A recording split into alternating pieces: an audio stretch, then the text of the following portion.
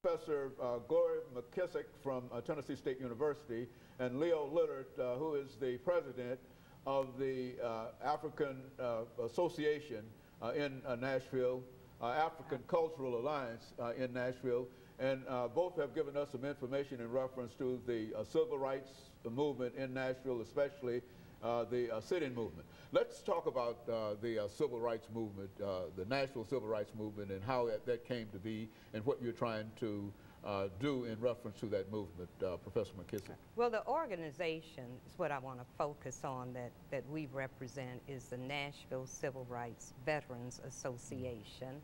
And we started in 2010, January the 15th, Martin Luther King Day, with a program at downtown Arcade, Woolworths, where it all started in Nashville back in 1960 with sit-ins. And Matthew Walker Jr. is our president, Kwame is vice president, I'm a board member. We have about 13 active members, and we encourage others to join our organization. Actually, the city is full of people who directly or indirectly were involved in the sit-ins. You didn't actually have to sit in to be involved, because there were community leaders, there were housewives, just ordinary people, you know, who If you made helped. any kind of contribution that you think, then you could be a member of this organization. Is that what we're saying? Any kind of real contribution? Yeah, if you were involved, yes. Because like when the students were arrested in 1960s with that first sit-in downtown, the community raised $50,000. The students turned it down and chose, you know, jail, no bail. To jail, you know, no bail, jail. But they raised money. They provided food. They just did all. They did telephone calling and so forth. The Easter boycott. You know, people were involved in the boycott, you know, which was the most powerful tool, by the way, that hit the city economically. That boycott, you know, they always showed people at the courthouse, and Diane Nash, you know, asking the mayor that question: did he think that, you know, that the counter should be integrated? And he said yes, but it really wasn't that simple. It took, like Kwame said, all those people sacrificing. You know, it was a long road to get there, and it was hurting those merchants in their pocketbook. And that's why they desegregated those lunch counters. Okay, it wasn't just something that happened on the spur of the moment. Nothing happened on the spur of the moment. But anyway, we're an organization, and what we try to do is to reach out to the community. Our target is youth. We go into the schools, we will speak at programs, we carry young people on trips. We try to educate the public and let them know about our legacy, our past, hopefully so that they will understand the world they live in today better, and can go on and continue to make changes, because there are a lot of things that still need to be done. I have a young friend that says, "Gloria, when you gonna get off the bus?" And I said, well, I guess I'll get off the bus when Jesus calls me, because it's not over yet. That's when I get off the bus. So, you know, we have new Jim Crowism. It's not over yet. And that's the main thing we're trying to do, is to keep the story, keep it alive, keep it real, and make sure that the truth is told, because a lot of people are putting out misinformation, and we try to correct that, because we were there, and they're secondary to those events. But we are very active in the community, and one of the main focuses that we have now that Kwame may like to address is trying to get this city to put up a monument to commemorate and recognize the struggles that people went through. Some people went on to national acclaim, like John Lewis and Bevel and Marion Barry. They became mayors and congress people. But a lot of people suffered. Some became because of the movement, became alcoholics, committed suicide, have injuries and mental and physical things, you know, and people suffered.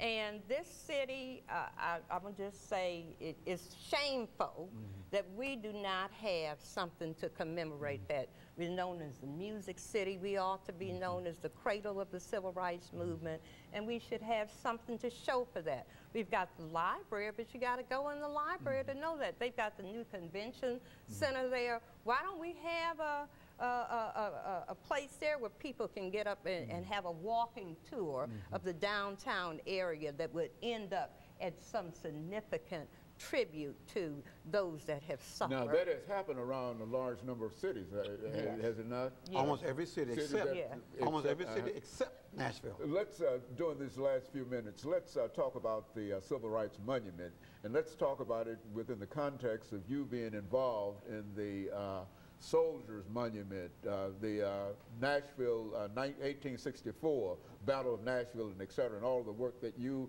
and others did in reference to bringing that forth, and perhaps we might be able to use that as an example of what could be done in the with the Civil Rights Monument as such. Well, in 1979, we started paying tribute to the black men who fought right here in Nashville during the Civil War Battle, 1864. After about 20 years, we realized there was no monument to those men who gave their lives, their last full measure, as Lincoln said in the Gettysburg Address, right? We raised $85,000 over a 5-year period. We erected the only life-size bronze statue of a black soldier in America. We put that in the National Military Cemetery right now on Gallatin Road. Now, it took a lot of people. It took veterans. It took a lot of white congregations. It took a lot of historians, Boy Scouts, to raise that money. But that statue is there forever to give testimony that we helped build this nation with our blood.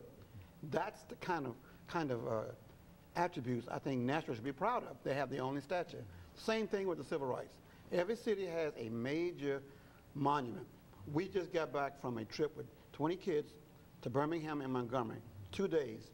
They saw at least 7 different examples of how those cities pay tribute to the people from those cities who made America better. You would think Nashville, being the best movement in the country, would have a groundswell of support. Put at least $700,000 in a major monument. Say, this is Nashville's contribution to the country. Music City is fine, but why not pay tribute to the fact that we were Movement City along with Music City? And that's what we're wanting Nashville to do. We shouldn't have to beg people to do that. The Chamber of Commerce ought to say, we want to put Nashville on the map, like Birmingham. Because we did things that nobody did. And that should be something you target for tourist attractions. Folks to come here just to see the monument that Nashville should have had. Very good. And of course, we've just about ended this show for today. Have you got any additional statements, Professor McKissack, to make in reference to the photographs that you have, or how people might have access to some of the information that you have there?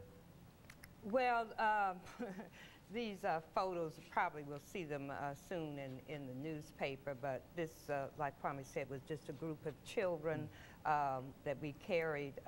Not only have we carried them to cities with monuments, but we've also carried them to Clinton, Tennessee, and other significant places that have to do with the civil rights movement. And we just hope that Nashville sees the importance not only of the movement, the civil rights movement, the Nashville significance to the movement, but will get on board with us and help to make this possible. This is important to our youth, because they just don't know, and it's our responsibility as their elders, as their parents, and as a community to inform these young people.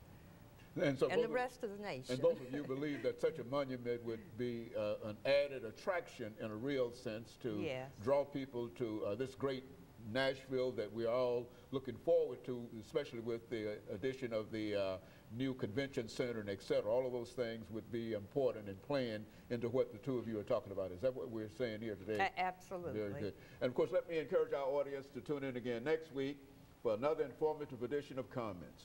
Thank you and good morning.